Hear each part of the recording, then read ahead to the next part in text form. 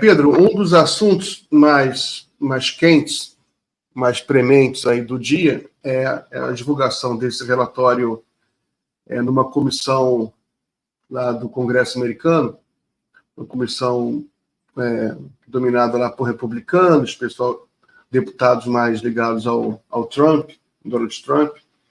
Esse relatório, ele traz um relatório de 500 e tantas páginas com decisões judiciais, ofícios, alguns dos quais sigilosos, e que, segundo a narrativa, né, segundo a acusação lá desses deputados de ultradireita dos Estados Unidos, pelo título do relatório, e que pelos bolsonaristas é que ele conteria provas ou indícios de que o STF estaria censurando as redes sociais, né? Eles trazem aí essas decisões, implicam aí, são 150 contas que foram suspensas. Enfim, é um debate longo, só queria as considerações iniciais suas sobre essa notícia, sobre esse relatório, e como é que você avalia isso? Bem, eu dei uma lida superficial no relatório, eu não tive tempo de lê-lo com vagar, e vi alguns posts na internet do Guga Noblat, do Demore, uns comentários do Reinaldo Azevedo e tal. E dei uma lida rápida no relatório. Tudo que eu vi até agora até me surpreendeu, porque eu esperava, francamente, que realmente o ministro Alexandre tivesse cometido erros. Eu tenho criticado ele. Eu acho que é meu papel como constitucionalista, né, sempre criticar decisões judiciais quando eu acho que elas estão equivocadas. Decisões judiciais são criticáveis, devem ser criticadas, embora devam ser cumpridas, né? Quer dizer, não se pode deixar de cumprir decisão judicial. Você pode fazer a crítica, né? Até porque a decisão judicial é a última decisão no sistema, né? Não há como você recorrer a um outro poder de Estado para rever uma decisão terminativa do Poder Judiciário, ele que decide de forma final no sistema. O único instrumento que você tem para corrigir erros, etc., é você fazer a crítica quando esses erros ocorrerem, e sempre ocorrem, porque se trata de seres humanos ali, né? O que não se pode permitir, obviamente, é a prática de medidas de exceção. Erros são indesejáveis, você busca corrigir, né? Mas ocorre. E eu estava esperando, eu não vi erros do ministro até agora. Até agora, as decisões que me foram apresentadas são absolutamente justificáveis. Teve uma, por exemplo, algumas que são de estarrecer, aliás, o conteúdo do que ele mandou bloquear.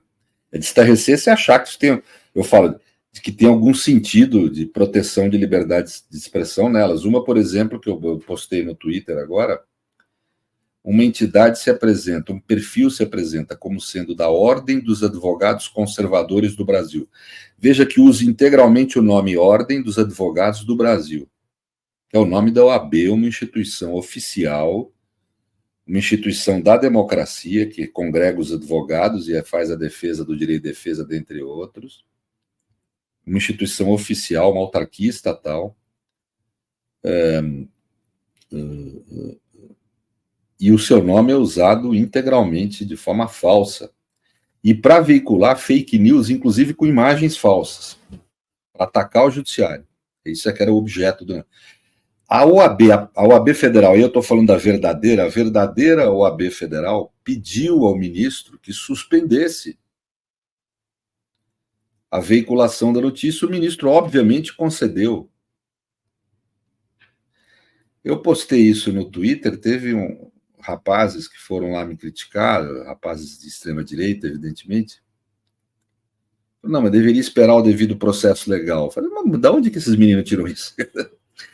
Quer dizer, se você, por exemplo, tem, o Miguel, a sua foto e o seu nome, o sujeito cria um perfil falso seu, com conteúdo pedófilo, você vai esperar o processo terminar, o devido processo terminar, para daí você chegar à conclusão que deve extinguir o perfil? Óbvio que não. Em qualquer lugar do mundo, você tem o direito de, a juízo, pedir que aquele perfil seja suspenso até você ter uma decisão final de juízo, para evitar maior dano ao seu direito.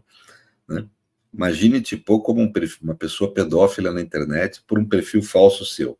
Né? É mais ou menos isso que fizeram com a OAB. Usaram indevidamente o nome da instituição. Não se pode criar uma associação chamada Ordem dos Advogados Conservadores do Brasil. Usar o nome inteiro, Ordem dos Advogados do Brasil, no nome de uma associação. E pior que para veicular falsidade, para atacar o judiciário, para criar um clima, vamos dizer, golpista no país. Né? Então, realmente, e a própria OAB pediu ao ministro que retirasse, e ele corretamente concedeu isso. Esse outro caso que nós acabamos de ver agora na notícia que vocês estão dando aí, que a Fórum está dando, esse sujeito Alan dos Santos, ele criou um perfil falso da Farc em pleno processo eleitoral para atingir uma das principais candidaturas com uma notícia falsa e grave. É evidente, a Justiça Eleitoral no Brasil, ela tem duas funções: julgar os casos de conflito no âmbito do direito eleitoral e regulamentar as eleições. Ela não é só um órgão judiciário no estrito sensu, ela tem uma função administrativa também, de regular as eleições. E nesse período, o direito de livre expressão pode ser contido quando ele implicar em prejuízo no processo eleitoral, né? Quando puder influenciar por mentiras indevidamente a vontade de eleitores. A lei prevê esse tipo de possibilidade. Não tem nada de novo nisso. Então, corretamente, o ministro mandou suprimir. Esse tipo de medida, eu tentei explicar no Twitter, são medidas cautelares. Eles não atrapalham o devido processo legal. Por que chama medida cautelar? Porque busca acautelar, proteger algum direito, que a demora no devido processo acaba levando a um prejuízo irreparável. É o caso desse falso perfil criado do Alan dos Santos. Se você for esperar terminar o processo, a eleição já vai ter passado e o prejuízo à eleição já vai ter sido ocasionado. Prejuízo tanto aos direitos do candidato quanto aos direitos do eleitor.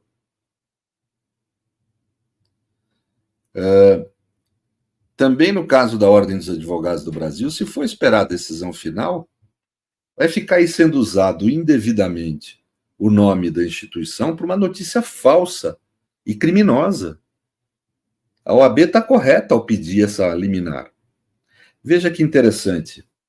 Eu me lembro de um caso que eu atuei, se eu não me engano, como parecerista, a memória já...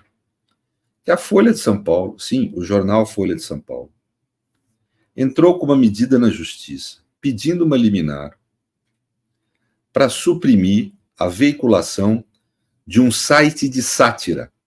Era um site que buscava fazer bom humor, fazer humorismo, sátiras com a Folha, pelos erros que às vezes a Folha cometia numa data, numa palavra, uma proposta de humor, feita com um tom de crítica jornalística, digamos assim.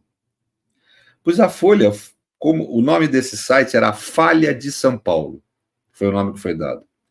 A Folha foi ao juízo, pediu uma liminar para suprimir a veiculação desse site e conseguiu, alegando que usava um nome semelhante ao dela. Agora eu vejo a Folha, em tom de crítica, criticar quando ordens como essa da Ordem dos Advogados Conservadores do Brasil são suprimidas, ou essa do Alan dos Santos. Né? Quer dizer, que coerência nisso? Quando atinge a própria Folha, ela pede o que ela chama de censura. Quando atinge a democracia no Brasil, tudo bem? Quando atinge o processo eleitoral, tudo bem? Quando atinge a Ordem dos Advogados do Brasil, tudo bem? É direito de livre expressão? Então, eu estou sentindo um momento em que as pessoas estão enlouquecidas. Assim. Estão absolutamente irrazoáveis. Não se trata de... É questão de razoabilidade, né? Quer dizer... E, por último, queria insistir num ponto que eu tenho falado. É impressionante deputados norte-americanos virem falar de judiciário brasileiro está censurando livre expressão por esses fatos que eu relatei. É impressionante por quê? Se falou uma meia-verdade aqui nas redes sociais do Brasil, de que nos Estados Unidos há uma liberdade de expressão mais ampla. Isso é muito relativo. Existe realmente um julgado da Suprema Corte, Miguel, chamado Brandenburg versus Ohio, que ampliou a extensão do direito de livre expressão contra minorias. Foi no caso de um discurso de um líder da Ku Klux Klan que pediu a morte de pessoas negras. Racista mesmo o discurso. E propunha violência. Só que a Suprema Corte entendeu naquele caso, e aí formou precedente, como se fala no sistema jurídico norte-americano, ela entendeu que não se pode ter discurso violento na democracia, mas a violência precisa ser potencial, ou seja, ter uma possibilidade concreta de realização rápida da violência. Ou seja, ela ampliou o sentido do que tinha até então na jurisprudência da Suprema Corte em relação a esse tipo de crítica, de proteção da livre expressão. Mas no tocante ao judiciário, não é assim lá não. Existe um instituto jurídico chamado Contempt of Court, nos Estados Unidos, previsto no Código dos Estados Unidos da América. Chama assim mesmo, não é Código Penal, é Código dos Estados Unidos da América. Que prevê a possibilidade do juiz prender até 18 meses pessoas que emitirem opinião ou notícias que eles achem que prejudiquem a apuração de processos ou investigações. Sem direito de defesa, sem inquérito, sem processo. Eu tenho aqui, eu posso te mandar, se você quiser, pelo WhatsApp, você pode divulgar para as pessoas, uma matéria que saiu há alguns anos, da Associação de Jornalistas Norte-Americanos, protestando contra diversas prisões de jornalistas por terem se negado a fornecer ao judiciário norte-americano a fonte de suas matérias. Não há nenhuma pessoa com menor risco, nenhum jornalista no Brasil com menor risco de ser preso por não fornecer a fonte. O judiciário nem pede que os jornalistas forneçam suas fontes. Veja que grave isso. Esses norte-americanos, esses deputados, deveriam estar preocupados com a liberdade de expressão e de imprensa no seu país, que prende jornalistas por não terem fornecido as fontes de suas notícias ao judiciário.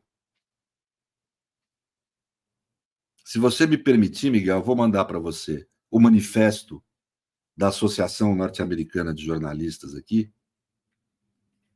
para você divulgar. Eu acho que é importante isso, porque precisamos tornar claro o que está acontecendo. As pessoas estão enlouquecendo, não é possível. Né? E gozado que eu também, eu estou parando para fazer uma autocrítica aí.